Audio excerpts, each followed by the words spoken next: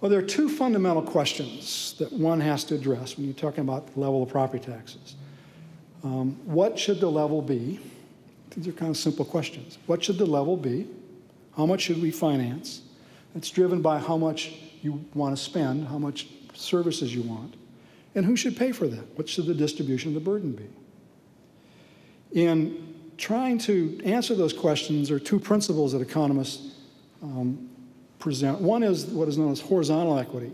That is that people who have the same ability to pay should pay the same tax. And the second is vertical equity, which is people who have more ability to pay should pay more. That begs a whole host of questions. What's the ability to pay? Is it income? Is it wealth, which is property value? How much more should wealthy people pay than poor people? How much should business pay versus individuals? How do we rank nationally? Well, as I said, we're about $900 per capita, which ranks us 29th. If we look just at tax on homeowners, median house pays about $1,100 in taxes, property taxes. That ranks 36th. As a percent of the median value of the home, it ranks 30th. And as a percent of median income, it ranks 37th. Okay? We're a little below 2% currently in terms of property tax on homes.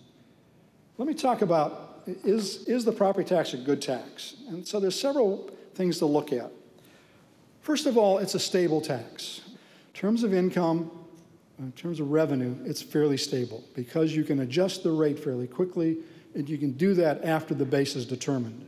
Sales taxes, you set the rate, and you get whatever people decide to spend, so the base occurs after the sale has occurred. The base, however, does vary. You read the newspaper, you realize that property values are declining in lots of places. So there is some flexibility over the business cycle. The base is fairly stable in terms of its mobility. Properties get depreciated over time, they get torn down and built elsewhere. So there is some mobility, but in the short run, it's pretty stable geographically. In terms of equity, across the board, sort of by income group, as we saw, it's not as regressive as most people think it is. Economists have been looking at this for a long time, and generally the consensus is that it's not a highly regressive tax. It's not as regressive as the sales tax, for example. It provides a great deal of fiscal autonomy. It allows local governments the option of deciding how much they want to spend. Okay? When you take that away from local governments or any government, you're dependent upon another government, and you don't have the kind of ability to dictate your own spending and what you want to do. You think of the property tax as sort of a price you pay for living in a community for the services they provide. But it also provides fiscal restraint. If you obviously know what the property tax is going to be, and you got to know that if you want more services, you're going to pay a higher property tax, it constrains what you do. On the other hand, it's also very unpopular. Every poll you take says, we don't like the property tax. Now, if you're fiscal conservative, that's a good thing, because you don't want to tax. People want to pay, because that allows an easier time of raising the rates. I want to first talk about how much and how property taxes are used in Georgia. So this is for 2006. We had about $9.7 billion in property taxes we collected from individuals, businesses, and so forth, and from all types of governments. In perspective, the state budget, state general fund budget is about $20 billion. So this is more than the sales tax revenue, but a little bit less than the income tax revenue. The biggest share of that goes to schools. We calculate about 57% of the property taxes goes to schools. Okay?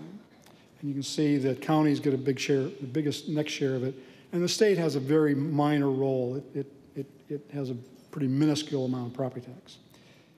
How has it changed over time? Beginning of this current decade, that growth has been due largely to increases in school financing to offset the decreases in state funding. If you look at spending per student in state plus local, it's tracked pretty consistently over the 90s and the end of this decade.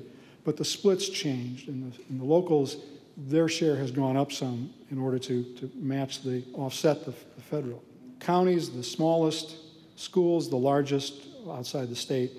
And because the other jurisdictions, their revenues have been growing slower than the state, it suggests that they've been lowering their millage rate because the property tax base ought to be growing about the same.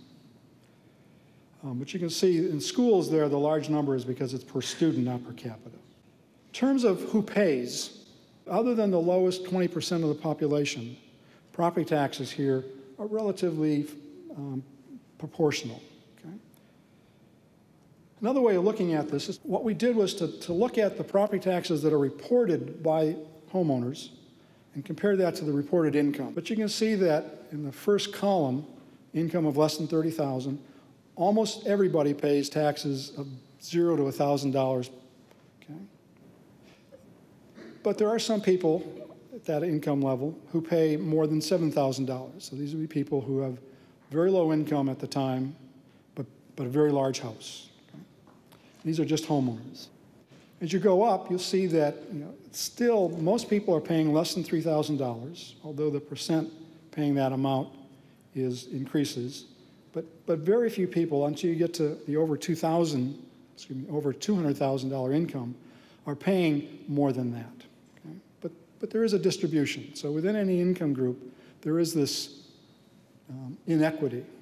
So the rate that you pay is partly is a self-selection on the part of homeowners about where they're going to live and the services they're going to get.